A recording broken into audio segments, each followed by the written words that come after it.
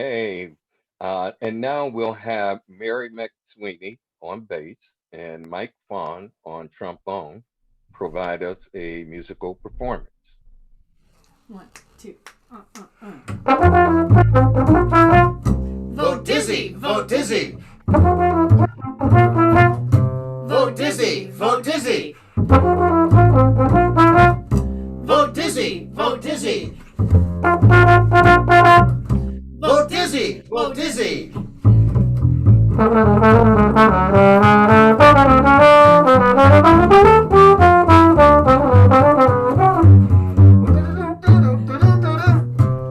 Dizzy, vote Dizzy. Vote Dizzy, vote Dizzy.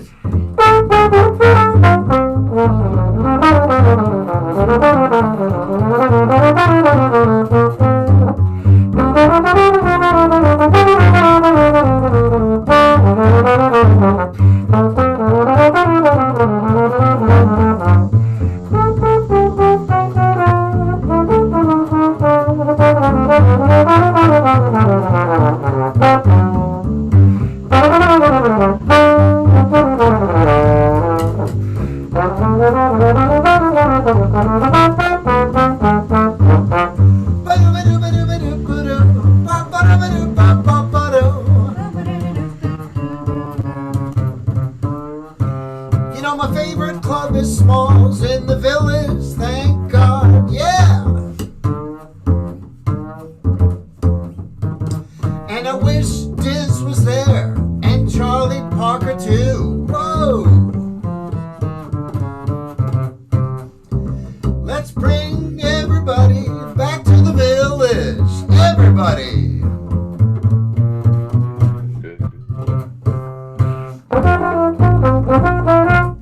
Vote Dizzy! Vote Dizzy! Vote Dizzy! Vote Dizzy! Vote Dizzy! Vote Dizzy! Vote Dizzy! Vote Dizzy! Vote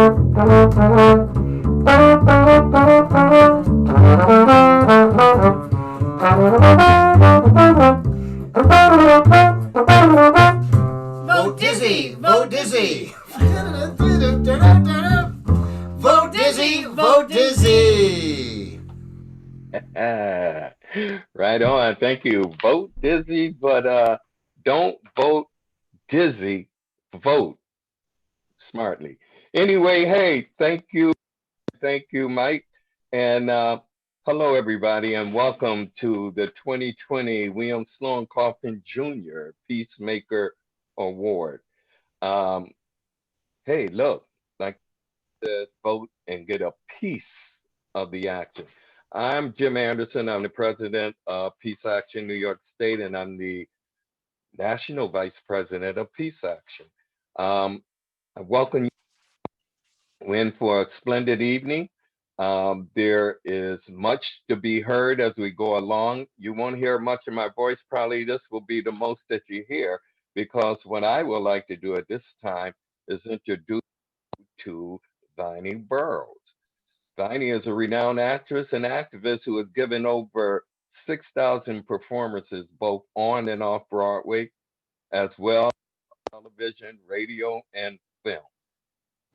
Viney Burroughs is a permanent representative for the Women's International Democratic Federation, a non government organization in status, Category 1, with the Economic and Social Council of the United Nations. Viney's particular concerns are peace and disarmament, racial discrimination, women's issues, and economic slash social development. Viney have been a part of the Peace Action New York State family for a very long time, and she has been esteemed in so many ways and done so much for the organization. I'll turn it over to Viney. Thank you for that introduction. Dear friends, as we look around this virtual space dedicated to peace and voting rights, I'm honored to say some words in tribute to Representative John R. Lewis. John R. Lewis was a son of the South. His parents were sharecroppers, and he grew up on a small farm in rural Alabama. But his entire life exemplifies the power that ordinary people can have when they stand up, speak out, and fight for their just rights. The power of the people is limitless. As field secretary of SNCC, Student Nonviolent Coordinating Committee, from 1960 to 1963, and chairman of SNCC from 1963 to 1966, the young student activist wrote these words, quote, "Do not get lost in a sea of despair. Be hopeful, be optimistic. Our struggle is not the struggle of a day, a week, a month, or a year. It is the struggle of a lifetime. Never ever be afraid to make some noise and get in good trouble, necessary trouble." Like the great Frederick Douglass, who said, "If there is no struggle, there is no progress," John Lewis followed in his noble tradition, and speaking to young people, he often challenged them, and I quote, "If you see something that's not right, not fair, not just, do something about it. Say something, do something, have the courage, have the backbone to get in the way." End quote. Wow. Good trouble. Courage to get in the way. Certainly there's a call to that in our time today. Thank you, Viney. Next, we're going to have and let me just introduce you to the P.S. Spencer and videographer Aaron Sullivan. The Desmond Meade and John Lewis tribute videos included in this program were created by Aaron. And with that said, we'll go to a video tribute to John Lewis.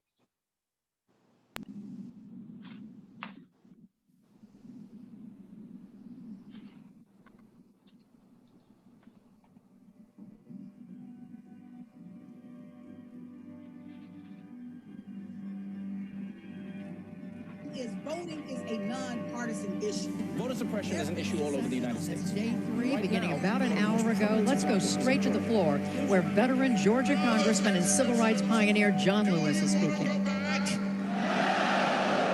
Or do you want to keep America moving forward? My dear friends, your vote is precious, almost sacred. It is the most powerful nonviolent tool we have to create a more perfect union.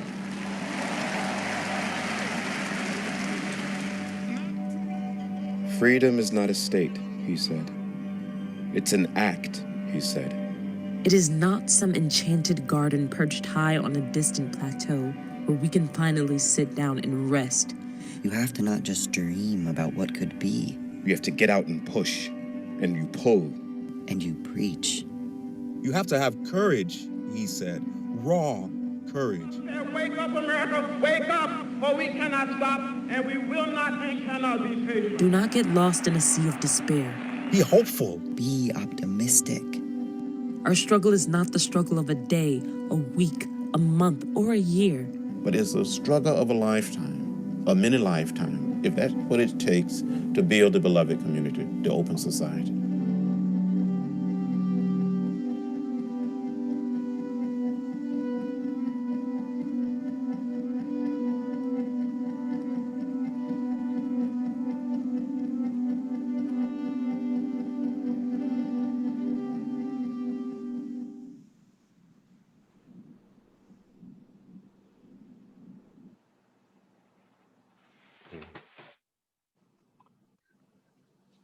Still John Lewis, tributes, and those of you who have had the chance to work with him, I'm sure that you said something special. I'm going to move on and I'm going to turn the mic over and by introducing Emily Rubino, who is our policy director of Peace Action New York State. Emily? Thanks, Jim. Welcome, everyone. It's great to see so many familiar faces and some new faces. I think this is a really wonderful transition as we now go into our Don Schaefer Student Peacemaker Award. John Lewis was a really amazing organizer, started as a student, and now we have some amazing students to honor here tonight. So before Desiree and myself say a few words, I would like to invite the Schaefer family. Robert, if you're on and want to say a few words, we would love to have you kick us off. Thank you, Emily. I'm Robert Schaefer. My father was Don Schaefer, and my brothers and I are honored that Peace Action has named this award in memory of my father. For purposes of this presentation, it's probably best to know that he was a student activist himself at Brooklyn College in the 1940s. He worked against what was then called universal military training. He worked in behalf of the Henry Wallace campaign in 1948 and against the incipient Cold War.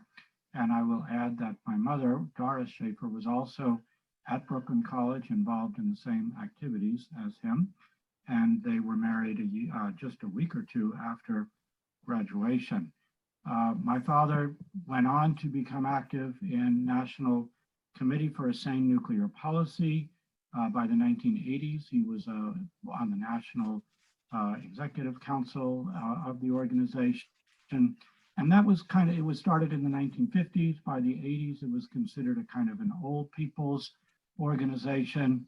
And the young group on the scene was the Committee for a Nuclear Freeze. And my father worked very hard to merge those two organizations, SANE and the Nuclear Freeze campaign, into SANE Freeze. He very much wanted the young people's component to be involved. And SANE Freeze, of course, later became Peace Action, same group. So he was always into his 70s and 80s. My father was interested in encouraging young people to become more involved in the peace movement. And in his last years, he actually challenged Peace Action New York State to set up student chapters or to organize student chapters and put in some money to get that organizing started. And that brings us to the awards that, again, Peace Action has very nicely, in our view, named after my father. So this year we are pleased, my brothers and I are pleased to congratulate Manhattan College Just Peace, Carly Brunell, the student organizer. We wish her well on her graduation. And we note that she has left the chapter in good hands with this year's chapter organizers, Rachel Roca and Caitlin Figueroa in charge.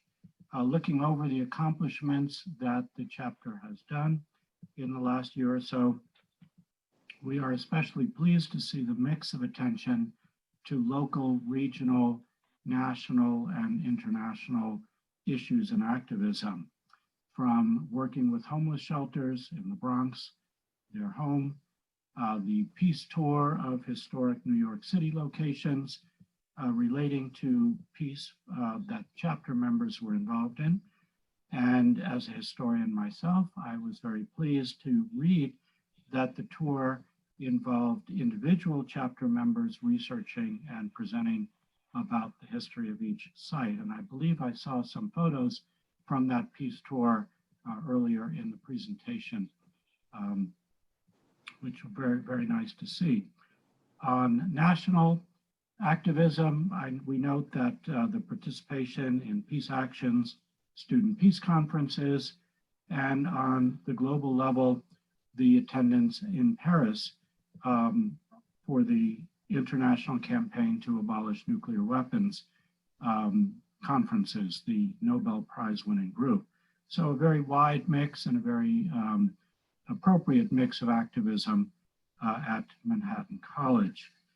I will add that my father, starting at Brooklyn College, or maybe even starting in high school, but after graduating, continued to be involved in peace organizations and anti-war movements for the rest of his life. And my brothers and I hope that the members of Just Peace Manhattan College also see your work for peace during your college years as one part in a lifelong engagement or commitment to peace and justice issues. Again, our congratulations to the Manhattan College chapter. Thank you so much, Robert, for those incredible words. We're so thankful to your parents and to your family for continuing on this legacy and for saying a few words about your father and his amazing legacy. You know, everyone here probably knows here at Peace Action New York State, because of the Schaefer family, in part, we are really committed to supporting, educating, and elevating a new generation of peace activists who understand and are committed to the intersectional issues that need to be addressed if we're ever to truly achieve peace. I think, you know, in this past year with the COVID-19 pandemic, it's become even more apparent than ever that we really need meaningful change. So over the past year, with the indefatigable work of Desiree Cepetis, we currently have 18 student chapters in counting. We're doing some interviews right now, actually, who, despite the COVID-19 pandemic and adjusting to virtual learning, are showing up to demand peace at home and abroad. At a time when we have seemingly endless bad news and bad policy, these students are engaged with their campuses and in their communities, in person and offline, facilitating conversations around environmental justice, military spending, racial justice, and nuclear disarmament, to name a few. And then they're turning these discussions into awareness and action.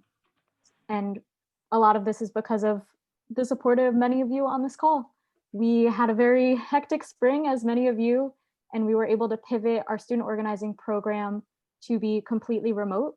And we've been working to foster an even more close-knit community of student organizers across the state through Zoom meetings and group me chats.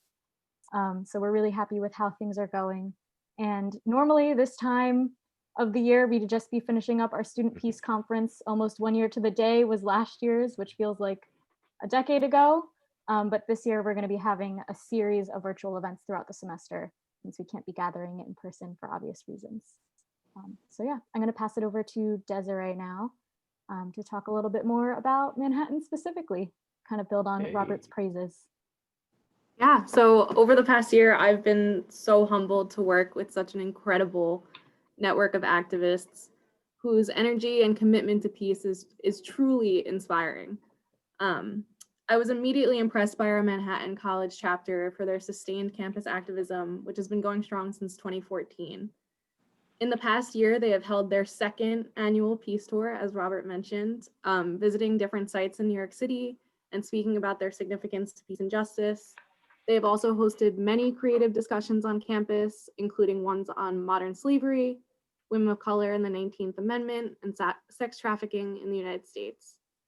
They also continued to strengthen their relationship with the larger Bronx community. Each year, they participate in the Period Project, collecting pads and tampons for 2 local homeless shelters, and they participate in Safe Halloween, a yearly event for children in the neighborhood to trick or treat at Manhattan College. This year it'll be virtual, of course. I'm so utterly impressed by the continuing legacy that Manhattan College students have built on their campus. And that's why I am honored to present this year's Student Peacemaker Award to Just Peace Manhattan College. I'm going to pause so everybody can clap virtually for them.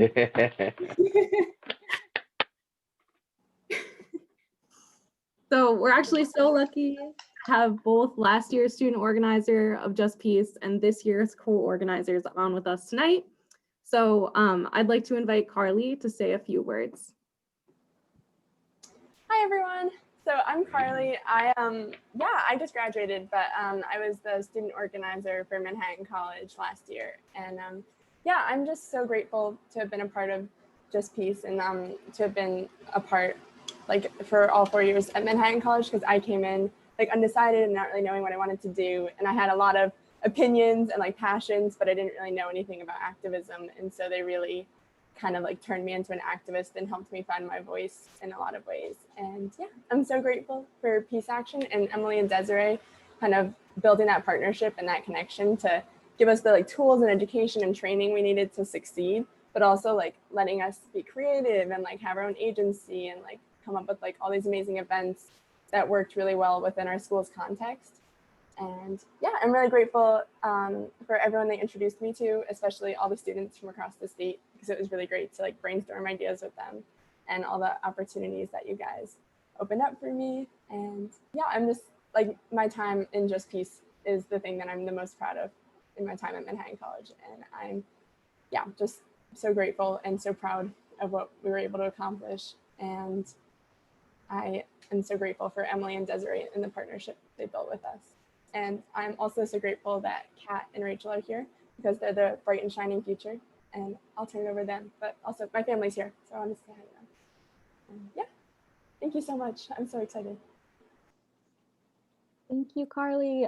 Rachel and Kat, I'm assuming you're together because I only see one of your names, but if you would like to say a few words. Also just to say, I haven't seen Carly since she graduated, so it's really good to like see her. And yeah. Hi, so my name is Rachel. I'm a senior at Manhattan College studying math. I'm so excited to be accepting this award with Kat and Carly and Just Peace. So Just Peace was the first club I ever joined on campus as a freshman. And I'm so glad I did. One of the best decisions I made in my college career.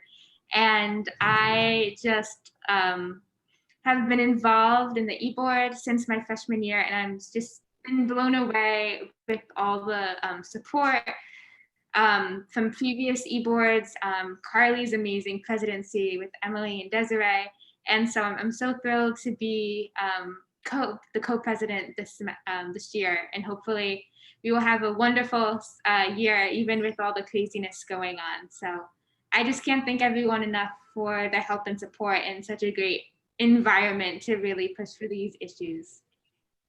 And I just also wanted to say, so I'm Kat, and I'm the co-president of Just Peace along with Rachel. And I just want to say Just Peace was also the first club that I joined. I joined during my sophomore year before I really found the place for myself. And I really felt at home with the warm community that is Just Peace. And it was just nice being with a group of people that were so eager for new ideas and like were dedicated to do something productive. So I just want to give, again, a huge thank you to anyone that was involved in this award. And we hope that the small changes that we do on campus help foster new growth in the future. Thank you. Thank you. That's great. Raise the award high. They got the physical award, so we're glad to see it. You can't probably read the inscription on Zoom, but it does. It's made out to Just Peace, I promise. And yeah, great. Thank you so much, everyone. And thanks everyone again for your help over the years. I just want to quickly shout out Kate Alexander, who is my predecessor, who was working with the student organizers before I was onboarded. So it's a longstanding tradition here of supporting student organizers, and we're always glad to see you all succeed and grow, and really glad to have a moment to celebrate something at this time where there's not a ton to celebrate. So yes, thanks again, and I turn it back to your regularly scheduled programming, I guess. Thank you, Emily, and thank you, students, and thank you, Schaefer family. Truly, it's been a trifecta. The students, the student leaders, and the Schaefer family. That's what's making us go, and all the rest of us too. I could say a lot more, but I'm with honored time. You know, next person. Before I bring up this person, we're going to do video journal ad slideshow, and I want to thank all of you who bought ads. And here we go.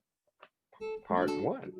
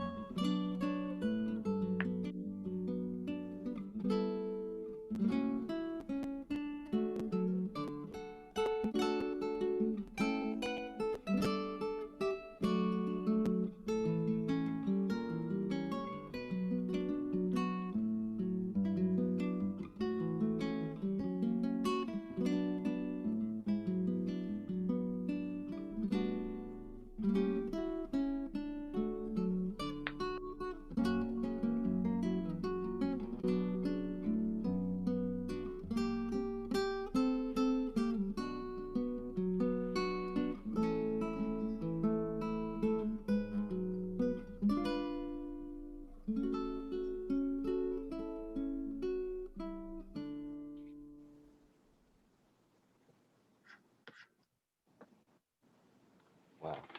And by the way, there's going to be 3 segments of the journal. And again, I just want to thank all of you who have helped us along that. This is really what your support is what's keeping us going. And I can't say thank you enough.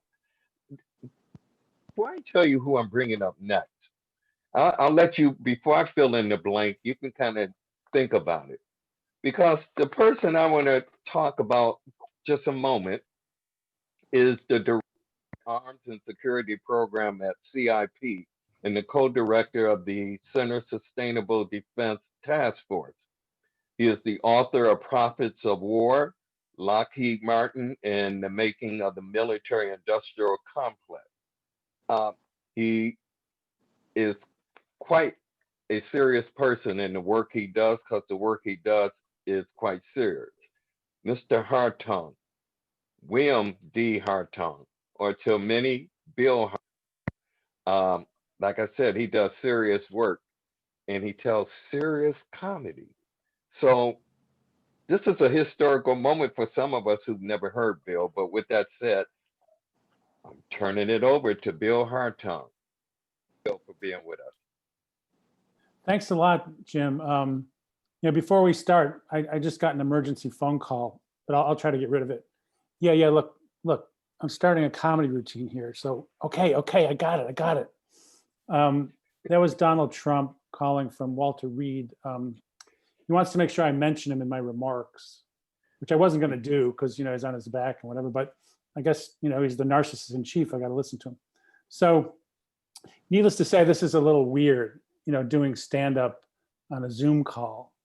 I don't know if you're laughing, you're not laughing. On the other hand, you can't heckle me, which is great. But for your own benefit, just close your eyes for a second. Imagine you're in a comedy club. It's in a dark basement. There's peeling paint. You're a little tipsy, not sloppy drunk, but tipsy. Your favorite comic just did a surprise drop in, and now you're kind of ready to laugh. So hold that thought. And before I get into the narcissist in chief briefly, I just want to confess, I've been having this sense of nostalgia for the old presidential candidates from eons ago, like Jeb Bush, because he had so much promise. He raised all this money and he had a great slogan, Jeb, which had an exclamation point on it. And, how could you not like somebody whose slogan was Jeb? But unfortunately, he started losing and it became Jeb. And then he got his butt completely kicked. And it was just the letters from Jeb crumbling like a Roman ruin. But then there's George W. Bush. He had his faults, like the Iraq War, but he also had a way with words. He used to say stuff like, don't misunderestimate me. He called the Greeks the Grecians. And my personal favorite, I know how hard it is to put food on your family, which is so true if you've tried it. And then there's Ben Carson, who I almost forgot, frankly, but he is in the administration. They just don't let him talk because he's the only one who says more stupid shit than Donald Trump. And Trump gets jealous, But to his benefit, he did make an amazing campaign commercial. I don't know if you remember, but he used to nod out in the debates. And so the commercial is just him going. And then the narrator says, if we can wake up Ben Carson, we can wake up America. And so I thought it was brilliant, not that I would want him to be president, although, to have somebody who's asleep half the time might be better than somebody who gets up in the middle of the night and does racist tweets. So, it's all relative. But, I guess I do have to mention Trump because, as you know, he's got his finger on the nuclear button. And, he's a hothead. He could do anything. So you may remember he said to Kim Jong-un, the North Korean dictator, my button's bigger than your button, which is like so stupid in so many ways. First of all, it doesn't matter how big the button is. That's right. If it's attached to a nuclear weapon, we're finished. Could be this big, could be this big. But the other thing is, there's not actually a button. It's a little device, you punch in some codes. So the beauty of it is if Trump thinks it's a button, let's give him a button. Big, beautiful button. He can pound on it like an angry toddler and nobody gets hurt, you know. But I think, you know, in addition to the nuclear issue, the biggest thing about Trump is he claims he's not going to leave office if he loses the election. So I think we need to give him some incentive. So I'm going to start a new reality show called President for Life, complete with hyphens, President for Life. And, you know, so he can star in it. He can make the rules. He can break the rules. He can do whatever the hell he wants, you know, sort of like now. And, you know, but he'll have a lifetime contract. So I think that could work. The other thing Andy Borowitz said was cut off his cable subscription. You know, because if he can't get Fox News, he'll be out of there in a minute, you know. But the last thing that occurred to me was a media blackout, you know, a day without Trump. You don't see him, you don't hear him, no tweets, no rallies, no interviews with Fox and Friends. And he would probably just disappear, you know, from lack of attention. He'd be like, help, I'm melting, I'm melting. You gotta help me, I'm melting, look at me. I just put that in so I could do my Trump impersonation, which I'm told is very good. And then the last thing I'll say is, why did anybody vote for this guy, you know, in the first place? He claims it's because people felt ripped off. I don't really get that. I mean, he made his money in real estate, casinos, and reality TV. So I think what he was saying is he thought people wanted to be ripped off by a professional. And, you know, so we've seen how that goes, right? So that concludes my formal remarks. And I'm looking forward to the rest of the program and all the folks that are being honored and all the great work that Peace Action continues to do. Thank you. Thank you, Bill. And I'm laughing. I'm telling you, in times like this, we need some serious humor to help us work away from some of the things we feel. And I think you brought it home. I just want to know where the next billboard is so we'll know where you're playing at. We'll catch you when we're back traveling, make your sets.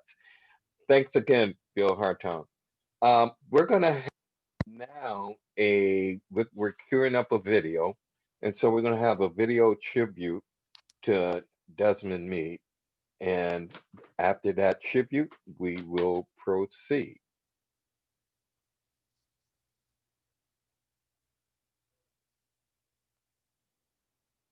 I believe it should be coming up any second now, and then we can proceed. Give it just a few seconds. And while we're waiting for that video to come up, let me also just say that, there we go.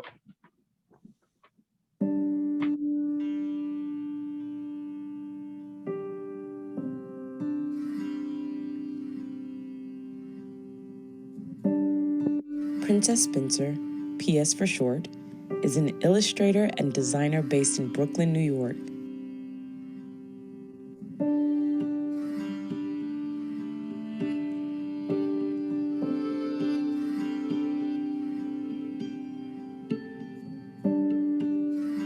Of the leaders of the statewide campaign to restore former felons' voting rights, who is seeking a pardon. Louis, so many people know the name Desmond Meade. He is so known statewide because of that push for Amendment 4, Florida felons' voting rights restored. He's been here. When you really think about voting and when you think about our democracy, right, that we should aspire to be a country, all right, that expands our democracy, makes it more inclusive, knowing that a more inclusive democracy is a more vibrant democracy, and a more vibrant democracy is good for everyone. And so, Desmond Meade is the recipient of the 2020 William Sloane Coffin Jr. Peacemaker Award.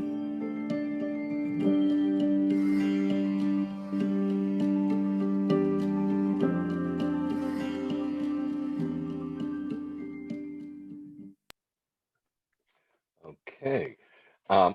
Let me just tell you, I'm going to introduce someone, and they're going to do an introduction of our work. And the person I want going to be turning the mic over to is Vincent Intandi. He is a professor of history and director of the Institute for Race, Justice, and Civic Engagement at Montgomery College in Tacoma Park, Maryland. From 2009 to 2017, Ntandi was director of research for American University Nuclear Studies Institute in Washington, D.C. To teaching at Montgomery College, he was an associate professor of history at the Seminole State College in Sanford, Florida. Vincent Ntandi regularly works with organizations exploring ways to include more diverse voices in the nuclear disarmament movement. His research focuses on the intersection of race and nuclear weapons. He is the author of the book African Americans Against the Bomb, Nuclear Colonialism and the Black Freedom Movement with the Sanford University Press. And let me tell you, not only does he write in this intersectional way, he labors. And I'm glad to have him here in the family with us. And I'll shut up and I'll turn it over to Vincent. Welcome, Vincent. Well, thank you. And it is an honor for me to be here tonight. I'm appreciative that you guys even would want to include me in this historic night. It's great to see so many people that I have known through the years or have taught me so much through the years, from Larry Whitner, I see, whose work has just been so instrumental for me my entire life, who I continue to go through, for guidance when in my writing now, and this new book I'm writing on the June 12th, 1982 rally. To see Vanya Burroughs, who of course I wrote about in my first book, what a treasure she is and how much better the world is to have her in it. To seeing John Collins, who certainly walked the walk his whole life. To Kate Alexander, our old friend who was so crucial in organizing with New York State Peace Action, and to Emily Rubino, of course, the new blood, the new people that are working so hard for you guys. So it's an honor. And of course, my good friends, and I want to thank Sally Jones for putting this all together, and my brother Jim Anderson for all your hard work. And I'm here to present the William Sloane Coffin Jr. Peacemaker Award to Desmond Meade. I don't have a lot of time. We're keeping on a tight schedule, of course. And so you can read about all of Desmond's accomplishments in his biography in the program or online, from his amazing journey that took him from prison to law school to Time's 100 most influential list, to his recent appearance on 60 Minutes, to just recently finding out he's a Hauser Fellow now. So it just keeps on going for Desmond. And all of this, of course, is for his tireless efforts in getting Amendment 4 on the ballot, all the work he did to get it passed, and so that over 1 million fellows now have the right to vote in the state of Florida.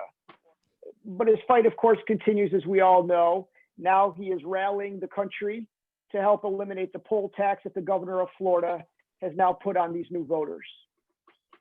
But I want to tell you in these last couple of minutes about the Desmond that I know. I met Desmond through his amazing wife, Sheena, who is a powerhouse in her own right. She was a student of mine when I taught in Florida, and said I had to meet Desmond. And Desmond and I instantly hit it off and started organizing around the murder of Trayvon Martin. And when I left to come back to Washington, D.C. in 2013, I remember saying to Desmond, why don't you come with us? Certainly more progressive up here in Washington. You'd be able to vote, perhaps practice law. Why stay there? And he said, then I'll never leave Florida, because this is where the fight is. And I'm not going to leave here until everybody has the right to vote. See, to know Desmond is to see that combination of strength and love, faith, and a deep desire for universal human rights, including the right to vote, embodied in one person. In these times that we are in right now, if you ever doubt the power that you can make, the difference that one person can make, then remember this night. Remember who Desmond Meade is and what he's done. I have watched Desmond from up close and from afar, and I've seen how Desmond has followed truly in John Lewis's steps, and certainly gotten in his fair share of good trouble.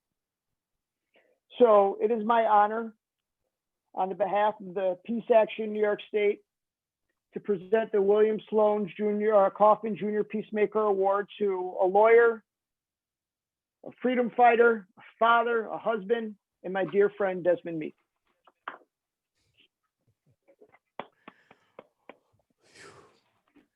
Wow. I wasn't expecting to get so emotional just hearing somebody introduce me, but I guess when it's a special person who have some history with you, I guess it means a little bit extra. Good evening, everyone. Let me first thank Peace Action for awarding me this prestigious award, William Sloane Coffin Jr. Peacemaker Award. I am very honored to receive this, and even more honored, not for this material thing, but I'm honored that I am being honored by people who, in the words of Dr. Ntandi, right, are giants in the world of activism, giants in the world of fighting for people's dignity, fighting for peace. And so what means the most to me is who is giving me or presenting me this award. You know, I was running around today. Actually, I've been running around the state of Florida for the past few days, delivering big checks to various clerk of courts. We was in Dade County, we gave them about $7 million. Went to Lee County, gave them about $600,000. In Hillsborough County and Tampa, about 1.5 million. Orange County, about another 1.5 million. And we're just going around just paying off people's fines and fees so they would have a clear pathway to be able to participate in democracy. And so as I'm running around the state today, you know, every now and then the question would come in my head of what are you going to say tonight in honor of this award, you know, and it did not come to me, believe it or not, until I was sitting right here watching the tribute to Congressman John Lewis, watching my introduction, listening to a few well-timed jokes, right? And then listening or looking at the collage of sponsors, you know, and I seen Dr. Ntandi's book, African Americans Against the Bomb. And my mind goes back to a piece in that book that really stuck with me from the time I first read it many years ago. When they was talking, the book was dealing with the African American community's response to the bombing of Hiroshima and Nagasaki.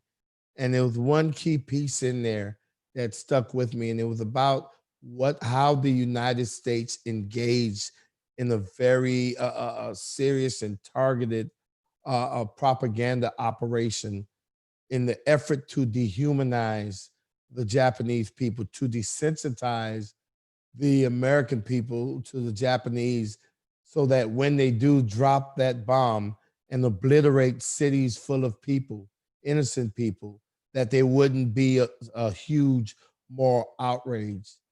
You know, and I equate what I read to what we see, what we have been seeing going on in our society today, understanding that part of the reason why atrocities have been able to be perpetrated against so many peoples, whether because of the color of their skin, whether it's because of their immigration status, whether it's because of their sexual identity, it all traces back to the first dehumanizing them, giving them labels, you know, calling immigrants illegal immigrants, putting the illegal there in front of their name to desensitize them, or for people like me, calling us felons and convicts. And so when we're felons, we don't elicit as much empathy as anyone else. And that is justification for being treated less than everyone else. And I think about the term super predators and predators and dangers to society and all of these words that are used to label another human being in such a way that they're not seen as equal, or they don't be seen as being deemed as worthy of everyone else. I raise this up because, you know, in the work that we're doing when we're talking about re-enfranchising 1.4 million Floridians, so often we get caught up in that number, that 1.4 million, and we get caught up in voting rights. But, you know, I submit to you tonight that the work that we were doing was much deeper than that, was far more far-reaching than that, where we seen that we were able to engage in a campaign that not just accomplished a specific task of re-enfranchising American citizens with previous felony convictions, but in how we were doing it in such a way that we could start shifting a narrative, right? In order for people to see people like me as worthy of being treated with dignity and respect, and doing it in such a way that it wasn't just about me. It just wasn't about people with felony convictions, but it was about all of us. And we issued a cry to humanity, right? To come back to what our natural instincts were, to come back to that space where we can actually get along and we can actually accomplish great things. Come back to that space where it doesn't matter what the color of your skin or even your political preference. What matters most is that you're a child of God. What matters most is that you are a human being. And we did this. And so when you talk about the Amendment 4 and how, you know, I tell people that if my mother was alive at the time that I thought about launching a ballot initiative to restore voting rights, she would have probably thought I was crazy too, you know, because all of the experts said there was no way that it could happen. And when you think about it, I mean, they may have had a point. We're talking about the most controversial, one of the most controversial topics, and that's restoring voting rights to people with felony convictions, and doing so in a controversial state such as Florida, doing it in a pivotal state just as Florida, and then doing it during a political climate that was rife with hatred and division and fear. It was like trying to mix oil and water. And no one expected us to even get on the ballot, much less pass it. And we were able to do it. And folks expected all types of opposition and attack ads that was going to just demonize people with felony convictions, but none of that happened. And then in November of 2018, over 5.1 million people voted yes on Amendment 4.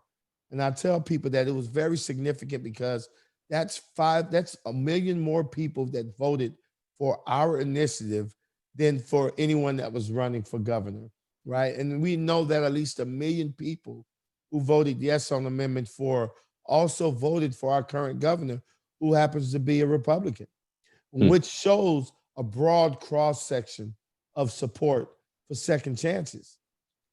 But my most favorite piece is telling folks how those 5.1 million votes, none of those votes was based on hate. None of those votes was based on fear. Rather, those votes was based on love, forgiveness, and redemption. And we were able to show the state of Florida and the world that love can, in fact, win the day, that we don't have to tear each other down. We don't have to divide our country in order to accomplish great things, that we can do so by bringing people together.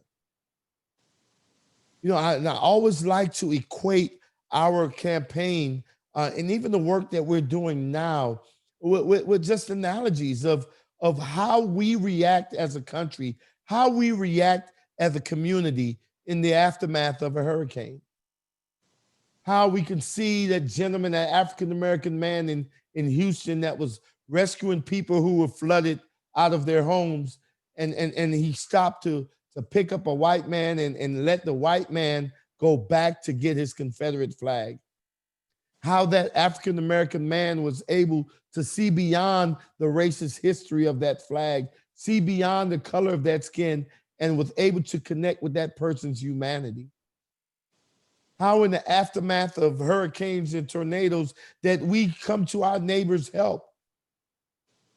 How if, you know, one of the examples I love to use is how when you're riding down the street and you're seeing an accident ahead and there's someone laying on the ground and you decide to stop and you get out your car and you run up to that individual, how your first question is not going to be, did you vote for Donald Trump?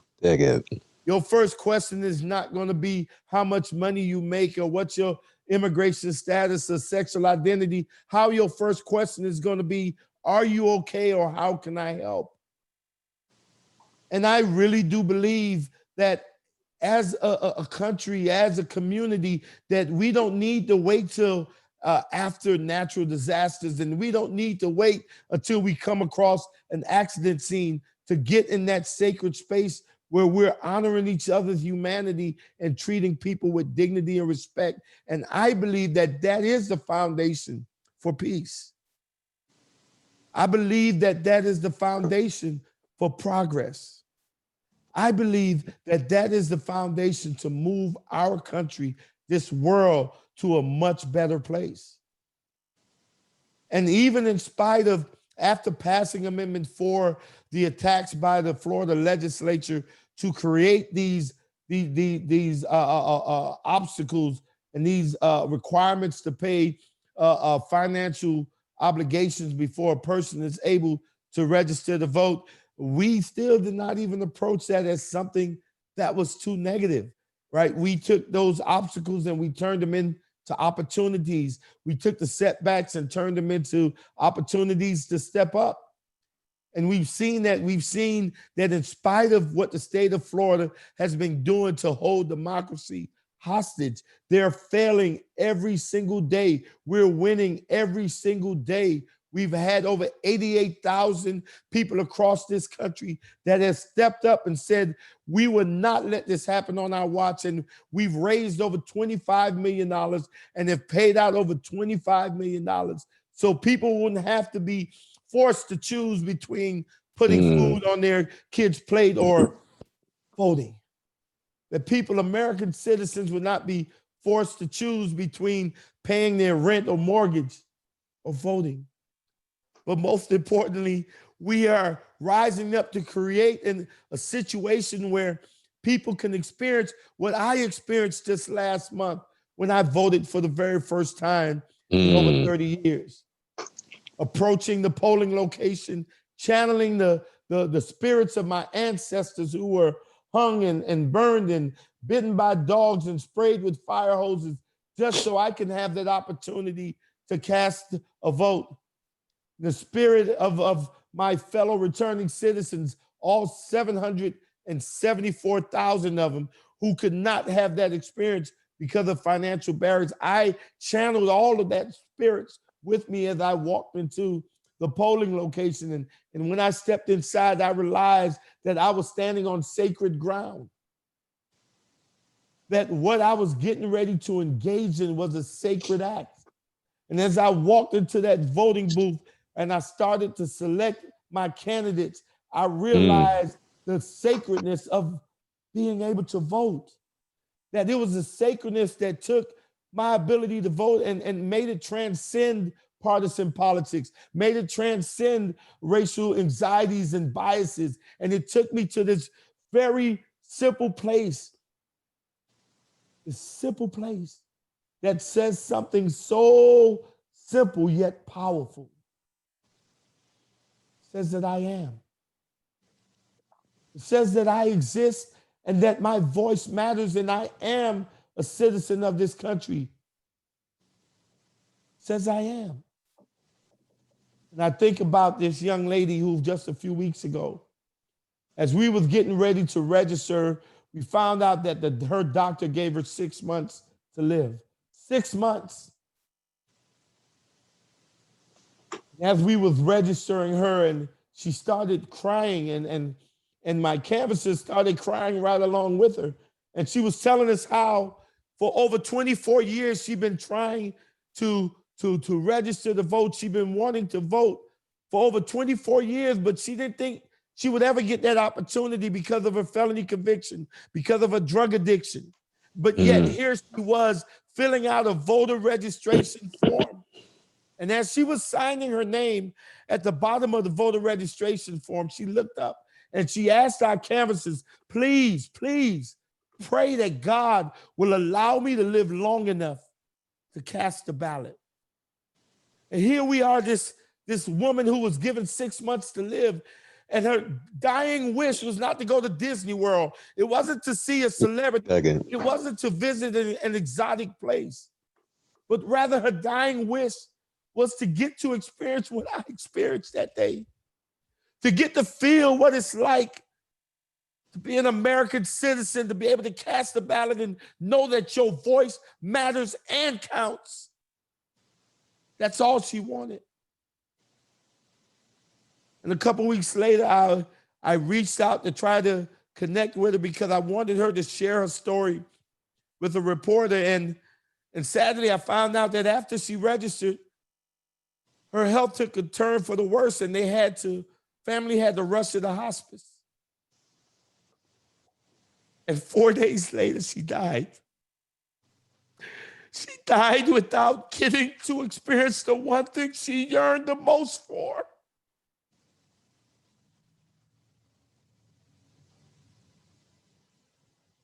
There's so many people, not only in the state of Florida, but across this country, that has that same yearning, that have that same fear and the desire. All they want to do is be a part of democracy. And I know that getting them to that space is not going to take me to engage in trying to divide our country, but I think that the only way we get there is by uniting our country, and we unite our country by forcing it to go to that space that transcends all of these labels and these titles that divide us as a nation and cause neighbor to hate neighbor and neighbor to fear neighbor. But we go above that, we transcend that to where we recognize the humanity in each other, and that's what we fight for. And our driving force is love. That's what we aspire. And I know we will get there. I know we will get there. So many people that's on this call right now have made so many sacrifices to move us just even closer to this spot, to this space, to this sacred space, where we truly can be a united country, where we truly can be a united world. And I believe it's there, and I have hope. I have hope because of warriors like those of you on this call and these warriors that are coming up now that are in the streets. I have hope. And I believe if we embrace the love and we lead with love, we'll be able to accomplish anything. Hate doesn't drive out hate, and fear doesn't drive out fear, right? And darkness doesn't drive out darkness, but love, L-O-V-E, love. That will create the peace we aspire to achieve. Blessed are the peacemakers, for they shall be called the children of God. Thank you all so much for this honor. Thank you, Desmond. Can we just take a moment, just a moment of silence, a moment of breath, because we can breathe.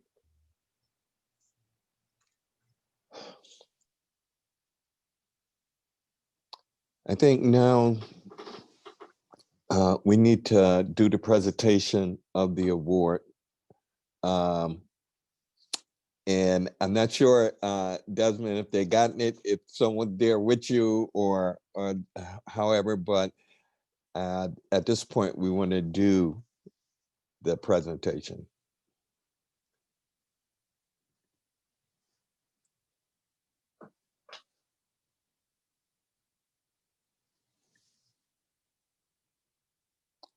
Okay, I'm sure, let's see, we're doing the presentation. Oh, bear with me, folks, this is live. Okay. Okay. So while with the as we prepare to move on, first of all, I need to just say a little bit more with regards to what Desmond just shared with us. Desmond, I just have to thank you on behalf of everybody. A personal thank you, and to you, Vincent, for the connection. Your words, I'm sure, will permeate in all of us, even beyond tonight, and even with the emotions that we may feel now as we meditate on it. Thank you. I mean, and thanks for taking us there to understand that, you know, whether it takes 30 years or whether you have only 6 months to live, after 24 years of trying, and finally after 30 years of getting the opportunity to participate in the electoral process, you can understand why this year is hugely important, not only to those who've been left out and want to be in, but to all of us who know everybody should be in. Nobody should be out. Everybody should be in. And this is why our slogan, vote, get a piece of the action, P-E-A-C-E, piece of the action. And having gainful participation in the electoral process after you paid any debt you owe to society, that opportunity should not be withheld.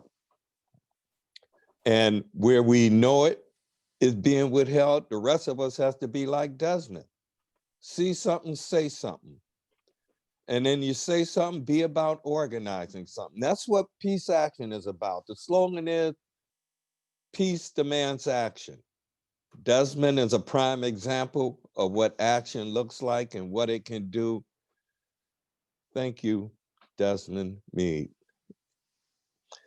Okay, on the introduction, I'm a little bit off. I was thinking we were going to lift the award while we have Desmond, but what we'll do is move on to the part 2 of the video journal ads. And here we go.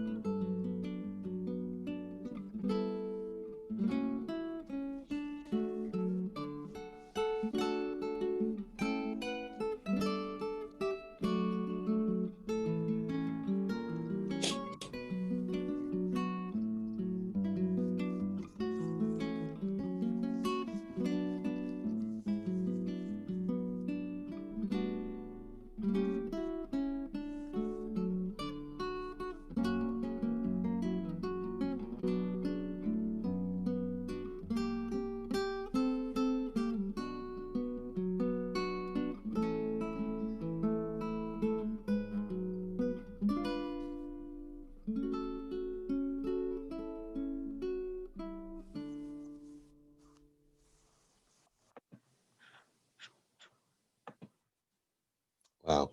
You know, I should tell you, you know, this is really, at least for me, and I believe for a lot of you, this is a historical moment. I haven't been on a Zoom where we are seeing some of the features we have here, particularly a journal ad. And again, kudos to those who have contributed and helped us to move forward in the work that we all do and that we do better together. Thank you, thank you, thank you. I want to tell you our next speaker, our next person we'll be bringing up. He was born in Los Angeles. His name is Greg Pallas. He worked as a government consultant and an investigator for labor unions before turning to journalism full time. A self-prescribed reporting investigator as opposed to an investigative journalist. He became a writer in order to alert a wider public to abuses he saw committed by the government, corporations, politicians, and lobbyists. For years, Palace wrote a column for The Guardian called Inside Corporate America, and is known for his reporting for the BBC, Rolling Stones, and Democracy Now! Palace's 2002 bestseller, The Best Democracy Money Can Buy, detailed the fiasco of President Bush's victory in Florida in 2000 and served as the basis for his documentary film, Bush Family Fortune. Earlier this year, Palace, represented by the National Lawyers Guild member Gene Meyer, won a crucial ruling against the Secretary of State of Georgia, creating a precedent under the National Voter Registration Act requiring officials to reveal all records relating to the mass purge of citizens from voters' rolls.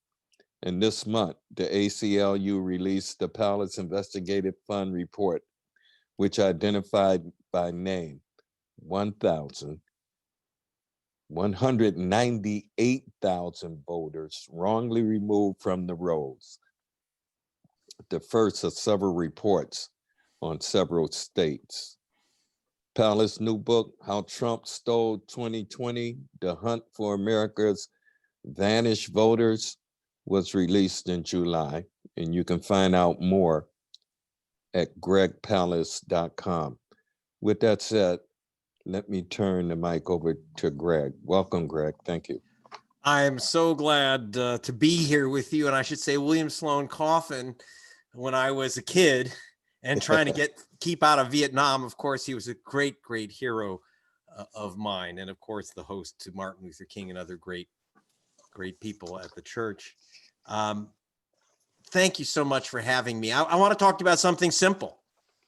Ballots that don't get counted and people who don't get counted.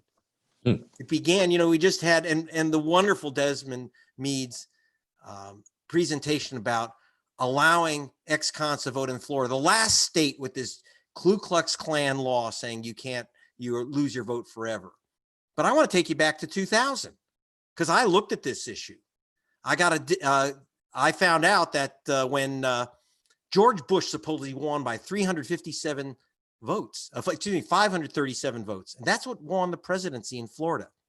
But when I was with the Guardian and BBC, I was seeing an awful lot of black folk going before the camera saying I couldn't vote. And I'm thinking maybe in my conspiracy nut mind that they have some type of computer program which picks out black people and removes them from the voter rolls. And I got a hold of that computer program on 2 discs from the office of a woman named Catherine Harris, the Secretary of State, who was also running the Bush campaign at the same time.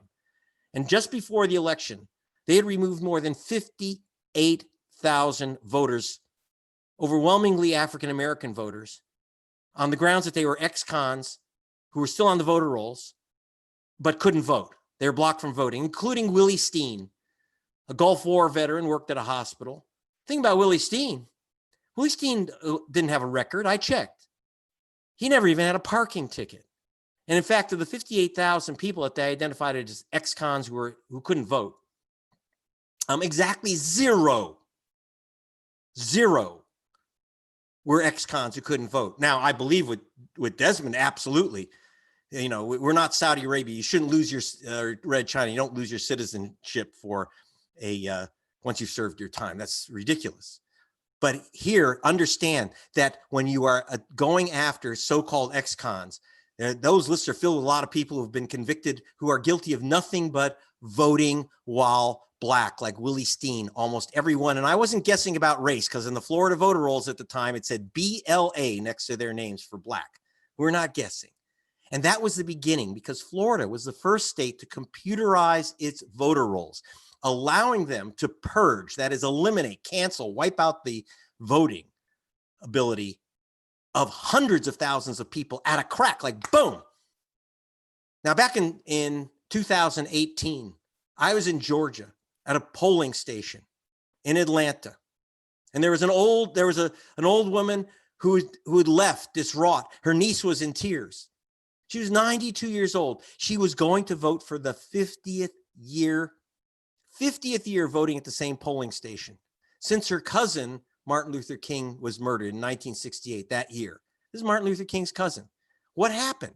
They said, in this case, and this is their new gimmick, this is what we had in Georgia in 18. They said she moved from her home. Well, hey, if you've left your home, you shouldn't be voting in Atlanta if you've left. But I went to the home that they said that she'd moved out of with King's photo on the wall, having Sunday dinner with her as he did every week after church. She lost her vote, Christine Jordan. And she was one of 340,134 voters illegally purged from the voter rolls. We're not guessing. I hired the top experts in America, including the post office itself, to find out if these people who were removed for voting had moved. We're not talking small numbers. One of the problems I have with my fellow columnists and journalists is that when they see these massive numbers of voters illegally removed, they're circus ball. They don't even want to take the story. Yeah, I can't tell you. I just got a call today from 60 Minutes and NBC. They all want my film of King's cousin losing her vote. 92 years old. How sad, how ironic. But that's all they care about. As soon as I mentioned that, and by the way, the ACLU report, which you can catch at gregpalast.com, do take a look at it. 198,351 voters illegally removed from the voter rolls. The ACLU put out that report, and which was pretty much ignored by the rest of the media. So then I went to, we just put out a list in Wisconsin. Please go to gregpalast.com. And also there you'll see a 1-minute film, which was hosted by Leonardo DiCaprio at his site, on the need to check your voter registration. As we are speaking today is the last day to register online in a dozen states, including Georgia and Ohio and Texas. So please check your registration, tell everyone, and go online. Now, Wisconsin, there you had an amazing thing, because despite massive attack on the right to vote in Wisconsin, if you think Georgia's bad, it was nothing compared to Scott Walker's Wisconsin. And there, despite everything, and this is good news. Now, I have a book called How Trump Stole 2020. It's a warning. It's not a prediction. And because what we saw in Wisconsin was, despite all the trickery, including changing ID laws 2 weeks before the 2016 election. Yeah, Trump won the state supposedly by 22,000 votes. But the reason he won by supposedly 22,000 votes is by adding a new ID requirement, state photo ID, 2 weeks before the election. All those who don't have driver's licenses lost their vote. According to the University of Wisconsin, that means about 50,000 African Americans lost their vote. Why? Because in Milwaukee, who doesn't have a driver's license? Well, believe it or not, people who don't have cars and live in urban areas, apartment buildings, use public transportation. We call them voters of color, and their color is blue. Now, and the University of Wisconsin students, 182,000, they do have state photo IDs, which cannot be used for voting. So you have to get a special ID in the middle of a pandemic to vote if you're a student and want to use that ID.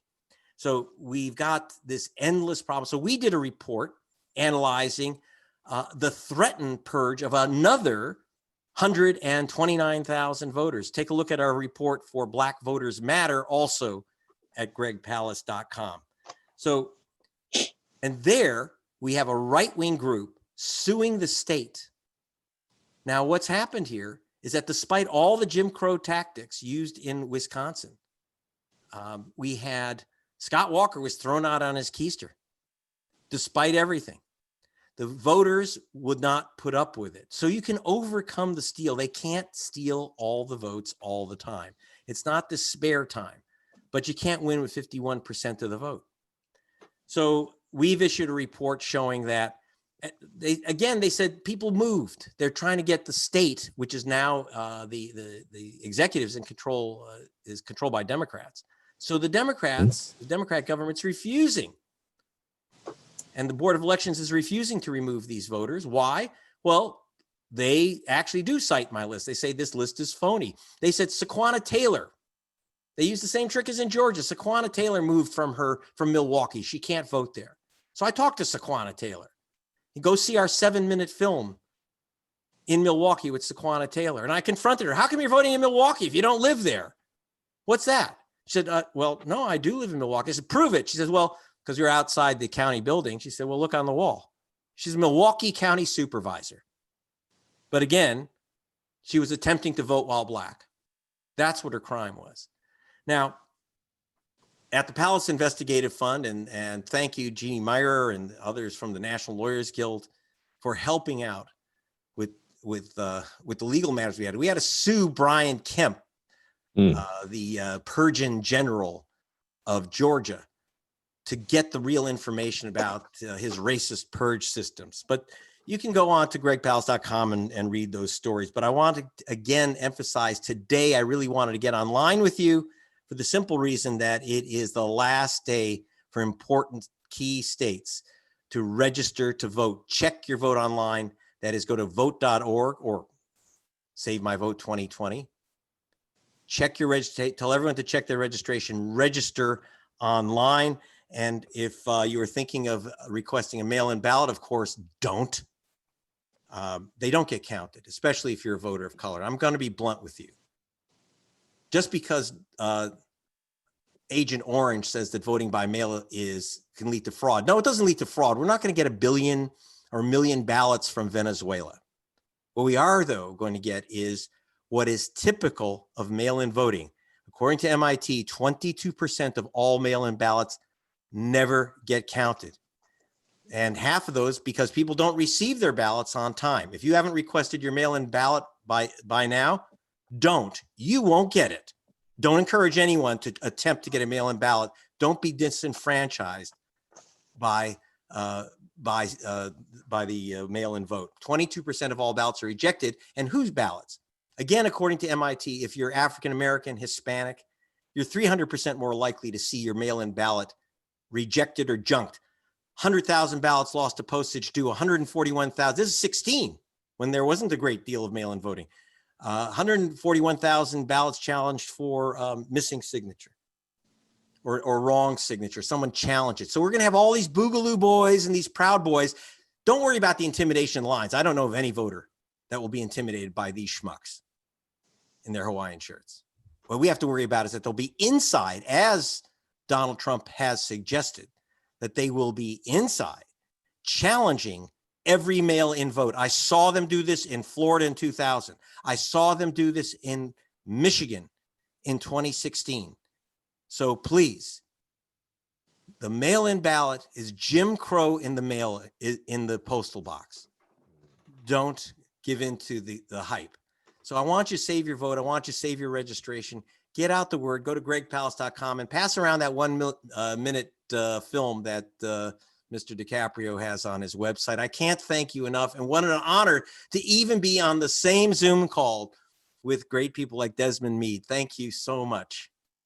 Wow. Thank you, Greg. And listen, all of our presenters tonight are knocking it out of the park. And, you know, it's not about entertainment. That's not what they're doing. But the words and what the message they share is about entertainment. And that if we take it to heart, we're going to find that we're going to do quite well, even as we deal with some challenges that lie before us. And, you know, all of our speakers tonight, the whole theme of tonight is connecting the dots that really were connected when Dr. King was among us. It was Dr. King who recognized that not only war in its worst state was horrendous, but the fact that war was taking away the finances needed for poor families and poor communities all over the place. And remember, he was in the midst of the Poor People's Campaign at that time. And when we think about his consciousness there in connecting the dots between social justice and peace, and when we look at now that we're just starting to really re-embrace that in a much stronger way, a necessary way, we're gonna have to be persistent, strong, and stay focused. The words that Greg just shared with us, Think on that. Share that information. Remind folks if they can do so at the most, please don't just rely on, well, I applied for my mail-in vote ballot. Tell them and find ways to create ways to get people out to the polls if you can. This is a challenging election coming up, and the attempt to steal it is already underway by those who don't want to see democracy prevail. I'm going to stop there because we have a keynote speaker, and I don't need to say anything further at this point. I want to introduce some of you, and some of you will already know who our next speaker is going to be. And I have to say I'm very privileged because, in this moment of connecting the dots and getting everybody on the same side, this year has great promise. Our next speaker is Sochi Namika, and she is the state director of the New York Working Family Party. She's a seasoned community organizer and a national leader in the progressive movement. She is the daughter of Nigerian immigrant parents. So she was born and raised in New York and attended Yale University, where she began to organize with local unions of cafeteria and custodial workers. Her time in the union halls of New Haven sparked the unwavering commitment to people-powered movement, leading to her first job as the organizer for the 2008 Obama campaign in Toledo, Ohio. I was in Buffalo, she was in Ohio, right on. Following graduation, Sochi worked alongside casino workers in Miami to form a new union. She later attended Georgetown Law, where she studied how labor law might better protect, serve, and embolden working people. Sochi has spent the past decade organizing and electing working people. In 2009 and then again in 2012 to 2014, Sochi led electoral campaigns for Unite here in New Haven and helped found New Haven Rising, a membership-based organization that served as a progressive political home for the working people across the city. Together with both Unite Here and New Haven Rising, and with the strong backing of the City Council, Sochi brokered the first in the nation community benefits agreement between a charter school company and municipality, leading to hundreds of union jobs, mandated employment requirements for women and people of color, and a prohibition of exclusive admission practices. And when you're talking about education, that what she did is huge. Most recently, Sochi served as Director of Emerging Organizing and Leadership at the Center for Popular Democracy, CPD. Sochi launched and supported new grassroots people's organization, including Black Leaders Organizations for Communities in Milwaukee, and Detroit Action in Michigan, from Louisiana to Pennsylvania to Brooklyn.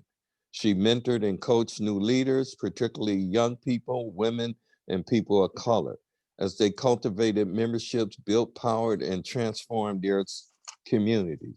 Sochi, for me, represents a huge connection in this moment, because as she is the leader of the New York State, as the New York State Director of New York Working Families Party, there's another piece that brings the family of peace and the social justice family together, because some of the very candidates that her party are supporting are what we identify as peace candidates, peace voters. And yes, it's the connecting of the dots in the way that Dr. King understood the connection back when he spoke. And it is a continuation of the work that got a little left behind, but now is starting to pick up its focus and its forces and move forward. There's a lot that can be said about SOCI, and I don't need to say it because I know you already have heard her on a lot of different places, read a lot of articles, and I'm going to shut up and I'm going to again welcome SOCI Namika to the mic. And SOCI, I know there's a bigger audience beyond us, but I really want to thank you personally because you've been pulled and pulling and going all over, and to take the time to be with us tonight is really special. And thank you, thank you, thank you. Thank you, Jim. Thank you for the introduction. Thank you for welcoming me. I love talking to you, whether it's on your radio show in this space. I'm so grateful and honored to be in conversation. I am delighted and just kind of tickled to be on the same program as Desmond Meade, who is a visionary, a real freedom fighter, if we can name a few in our midst, a real freedom fighter who's been such an inspiration to many. And thank you to the entire peace community, right, who really speak with moral clarity, with a vision, with the urgency of our moment. And it's a real privilege to be here talking to you all today. And so, or tonight rather. As Jim said, I am SOCI Namika. I want to introduce myself a little bit to folks and then share about the moment that we're in, why this election is particularly important, not only in the country, but in New York State, where we were at the epicenter of intersecting crises for much of this year. But to introduce myself, as Jim says, I'm a New Yorker born to Nigerian parents, and that's important to me because it was a foundational way that I came into organizing. My parents, despite having lived in this country for longer than they did in Nigeria, did not consider this country their home, nor did they feel at home in this country because this country didn't fight for them to belong. And for me, living in that dual identity of immigrant outsider, yet native born, and searching for community is what first drew me into organizing. I was glad to hear some of the college students who were talking about their experience organizing and doing that work, because that is exactly how I came to understand what role I can play in this country, what belonging looked like for me in this country. It was through organizing. And when I went to college, I went to predominantly white university in a city ravaged by racial disparity. I once again found myself in that inside-outside dynamic, unsure of where I belonged. And it was really through being invited to community meetings by mostly the Black women who worked in my dining hall by day and who led their unions, their school boards, their churches by night, that I discovered that I felt most at home in solidarity-based struggle, right? Organizing across difference towards a shared goal, sitting shoulder to shoulder, side by side in union halls or church basements, first in New Haven, knocking on doors, and then throughout the country, just asking people about their hopes and their dreams and our plans to get there. And that's who I discovered who I am and who I want to be in this country. And so from Connecticut to Ohio to South Florida and back home to New York, I've really cut my teeth fighting the boss and lining up on the side of working people across all lines of difference. And that's what fundamentally brings me to my role in the party, right? We are building political and community homes. And I think that we're in a boss fight, right? In a state with the most powerful governor probably since Nelson Rockefeller, there is a sense of working people needing to push back against austerity, push back against corporate politics, and really push back against displacement of poor and working class people from the state. And so we know that we are in a deep crisis in this moment. And over the past 2 decades, the Working Families Party has learned that we have to fight the most bold and unadulterated campaigns and demands for working people. And we do that particularly in the electoral sphere. And that's how we contribute to making real and lasting change. And so in the past handful of years, right, progressive insurgents in New York have secured impressive victories from, Rachel May, right, up in the Syracuse region, Jessica Ramos down in Queens, AOC in Congress, and dozens more. And I came to the WFP in late 2019 with a background in labor organizing, ready to continue on that momentum with a host of exciting primaries at the state and at the federal level in New York. And then obviously then COVID hit New York, right? And as New Yorkers struggled against a massive public health crisis, and then as Black Lives Matter protests exploded onto the streets, we saw that COVID and the uprisings had a deeply clarifying effect for all voters, right? We were seeing our healthcare system was failing us. 2 million New Yorkers, our neighbors, our comrades, our brothers and sisters, lost their jobs. We had literal food lines wrapping around city blocks. And the response from our leaders on the city, on the state and federal level was woefully inadequate. At the same time, we saw that NYPD was responding to the rightful anger over racist police brutality by driving cars into crowds, right? All the while, the ultra-rich were growing richer during the pandemic that had destroyed the lives of millions of working people. And the governor refused to raise their taxes to address the growing suffering and the risks that's being absorbed by the workers and prevent future budget cuts. And so for me, I was thinking back, it's like COVID caught everyone by surprise, but the WFP, we were prepared to make sense of it. And that's because our party and our candidates, I think many in this peace movement have been fighting for years to dismantle the broken system that COVID-19 shone a bright light on. We've been talking about and living through the crises of growing income inequality, of our broken healthcare system, of rampant police brutality and systemic racism for decades. So we already had a framework around crisis. We had an ideological stance that only became more applicable in this moment.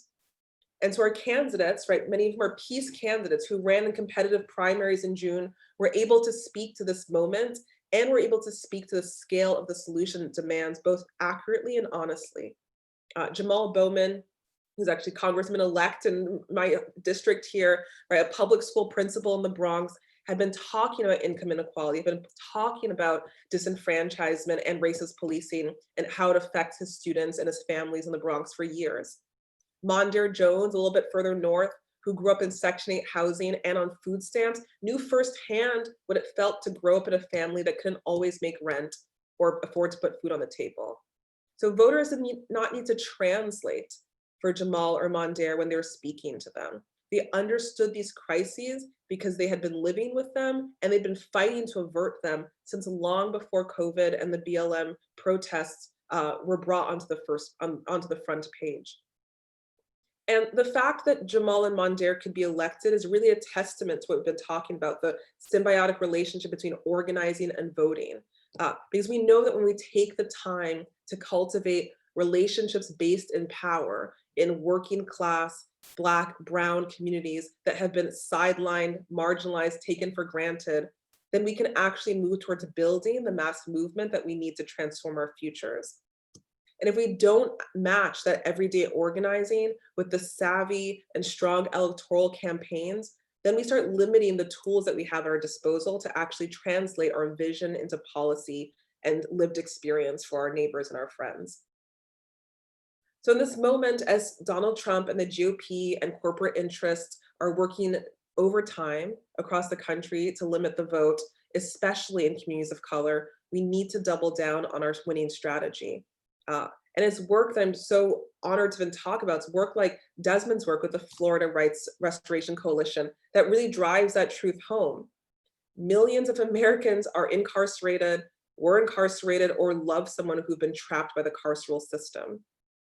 And by recognizing and organizing this broad coalition, our brothers and sisters at FRRC, they brought an end to 150 years of voter disenfranchisement in Florida. That's a disenfranchisement that's rooted in the most perverse and sad points of our American history, right? Or it's rooted in Jim Crow, rooted in apartheid politics in this country, and that effectively then delivered Florida to a regressive GOP rule for the last century. And Amendment 4 was nothing short of transformational. It created the conditions for hundreds of thousands of Floridians, mostly Black, to exercise their right to vote. And that then opens up the political possibilities that we know that the working majority of the state supports, whether that's expanded healthcare or investment in good jobs, and of course, major reform to our criminal legal system that harms too many of our folks in our communities. So to think a little bit about the role of the WFP in the state and why I think it's both urgent for people to vote in New York, even when we have an overwhelming Democratic majority, and even more so to vote on the Working Families Party line. Since 1998, the WFP has been primarying corporate Democrats and electing progressives for both open and taken seats. And it's important to do so because in this process, we have shown that there are different kinds of Democrats, right? There's clear ideological cleavage between them and massive policy difference that impact people's lives, from mass incarceration to environmental neglect. We can name all the ways in which the big tent of the Democratic Party actually can break down along some pretty important lines. And so by making that difference clear, in many ways, our strategy is working and we're winning, right? The state Senate is blue and corporate Democrats are on the defensive. People are talking about not taking real estate money or making pledges to not take money, not to take police money, talking about ideological stances in campaigns. That is about ensuring that elected officials actually serve the interests of the working majority. And we're seeing new progressive candidates pop up daily. And for me, what feels essential is that the Working Families Party strives mightily to ensure that there's no daylight between our values and our plan to win, right? Working New Yorkers deserve a party in which their values are not disconnected from the path to win.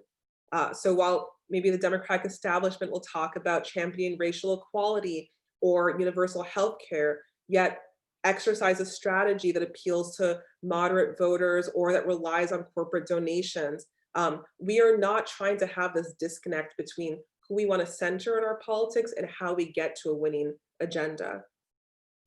It means that we don't take for granted marginalized folks, whether that is young or old, Black, brown, queer, immigrant, progressives, who have long led the fight for justice in this country. They are at home and they should be at home in the Working Families Party line.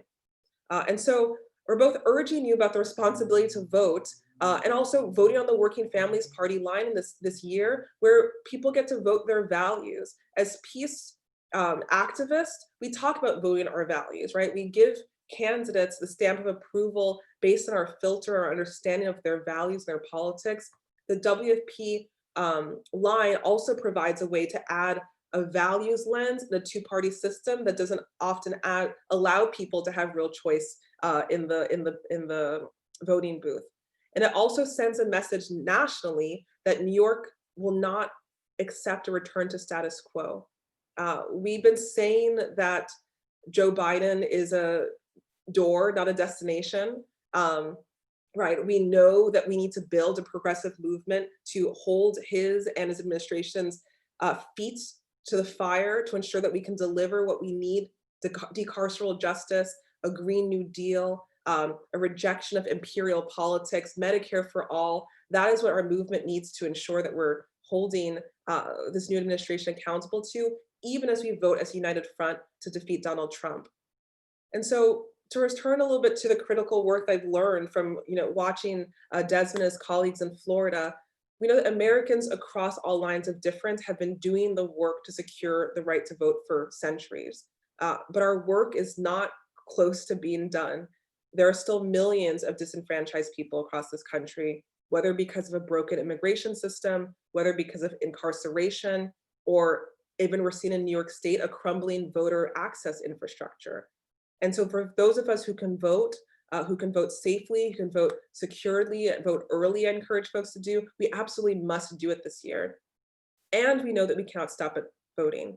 We have to continue to build the grassroots, multiracial people's power and momentum and strength in the years to come.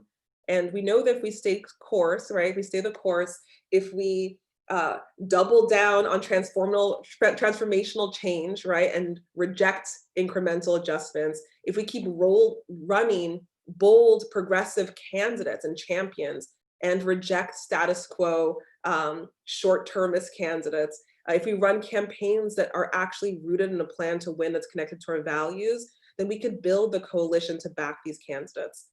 We can deliver the future that we deserve. And I'm encouraging you to do so in concert with us at the Working Families Party and in organizations across the country that are pushing for independent and future that actually allows all of our communities to thrive. So I encourage folks to take the moment to vote, to talk to your friends and colleagues, even about the importance of voting in New York, despite the fact that we have a Democratic majority, despite the fact that our state we know will go to Biden. How do you stamp your vote with a message? We're urging people to stamp their vote with a message by voting on the Working Families line, and by ensuring that we then do the organizing after Election Day to ensure that this administration does not leave any of us behind. So thank you.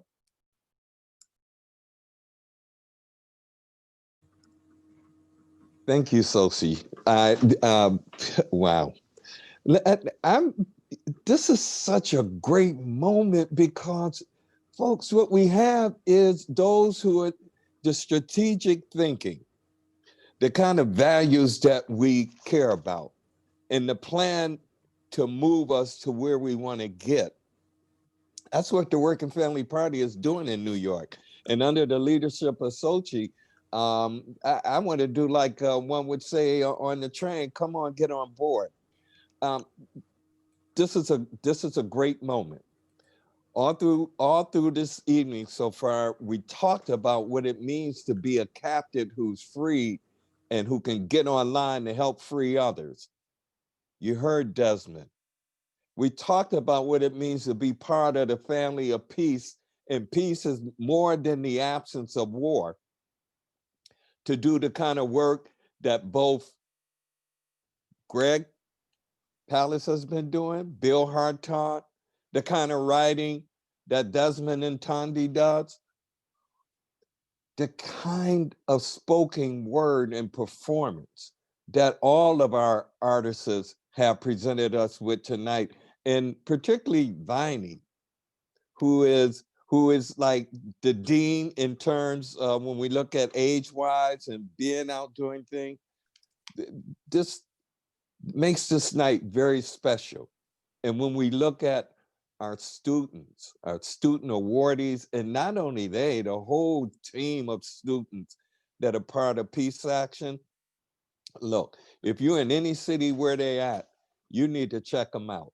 And by the way, keep looking in the chat. There's plenty of information there about what we can do and need to do and then encourage others to do in order to gain the kind of leverage that we need. Again, thank you, Sochi. And with that, I'm going to turn the mic over. Well, no, before I turn it over, we got part 3 of our video journal ads. And so we'll go to that.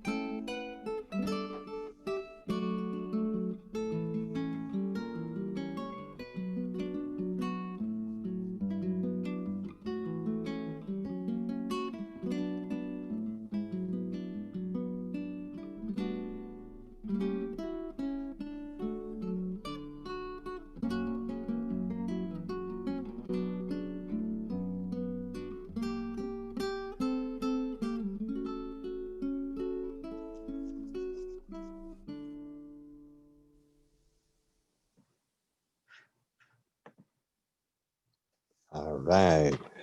Wow. I'm really excited and impressed by the virtual journal work. I mean, that's the first for me. Everything tonight is really good.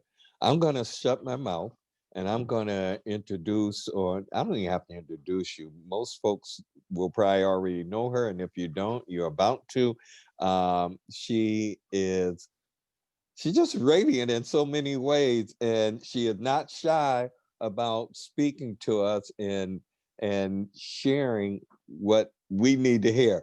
And that is Joanne Robertson, who is the chair of the fundraising committee. And with that, Joanne, take it away. I had to say, I have tears in my eyes listening to all of these incredible comments this evening. And when Desmond said, he said, honoring each other's humanity, make obstacles opportunities. That really got to me. It really did. And on behalf of the Peace Action Board of Directors, I thank all of you for your continued support of our annual William Sloane Coffin Jr. Peacemaker Award fundraiser, especially this year because of the challenges the pandemic has presented to both our organization and you, our loyal supporters, and those of you who have recently joined our ranks in support of our mission. Your financial aid helps us to continue advocating for peace, nuclear abolition, and justice.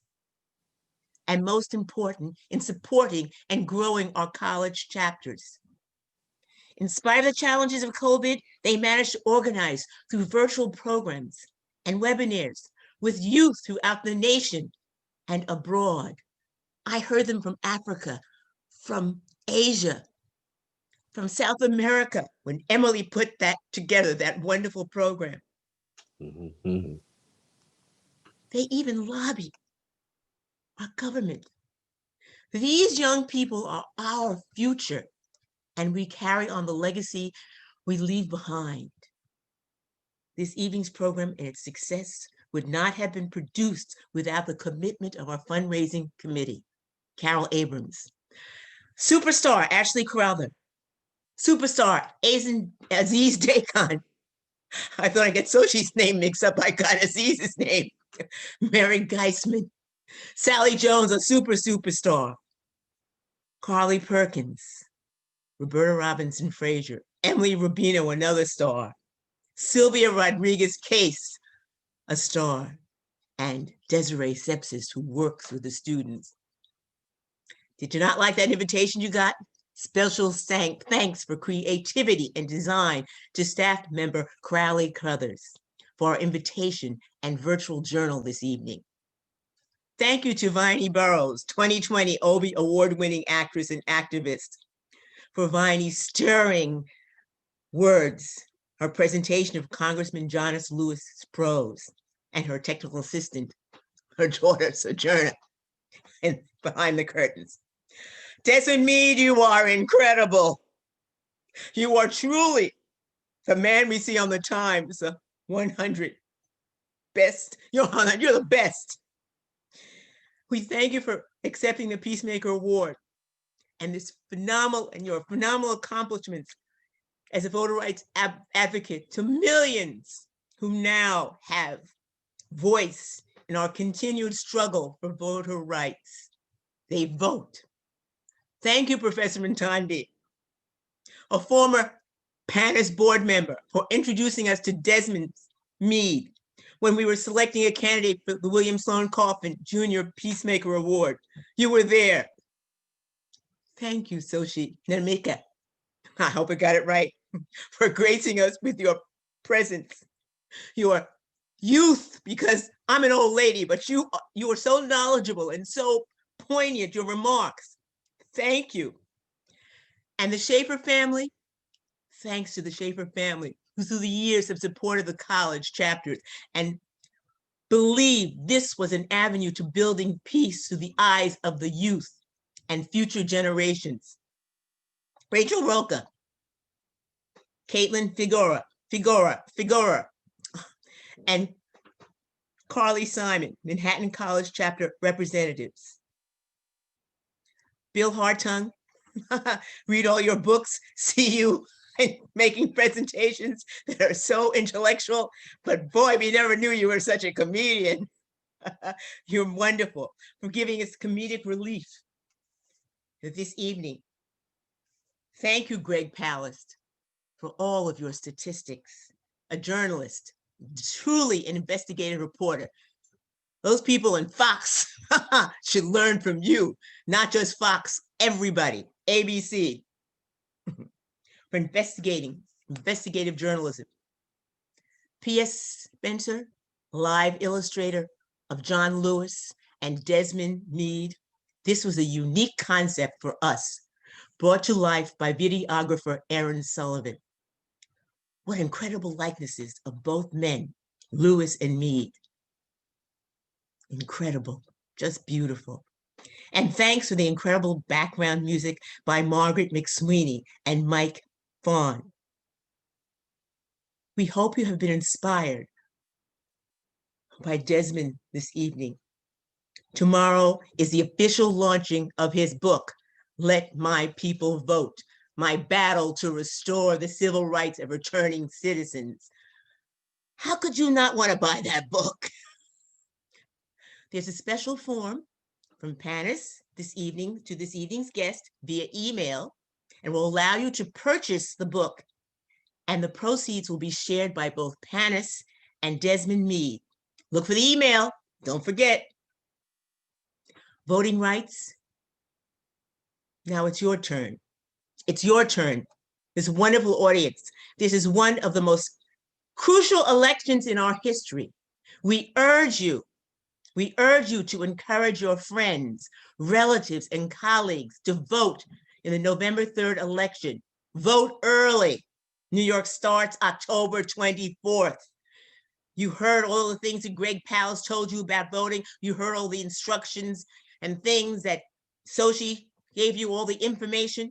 Our democracy is at stake. If you do not know where to vote, go to panis.org or listen to what you heard this evening.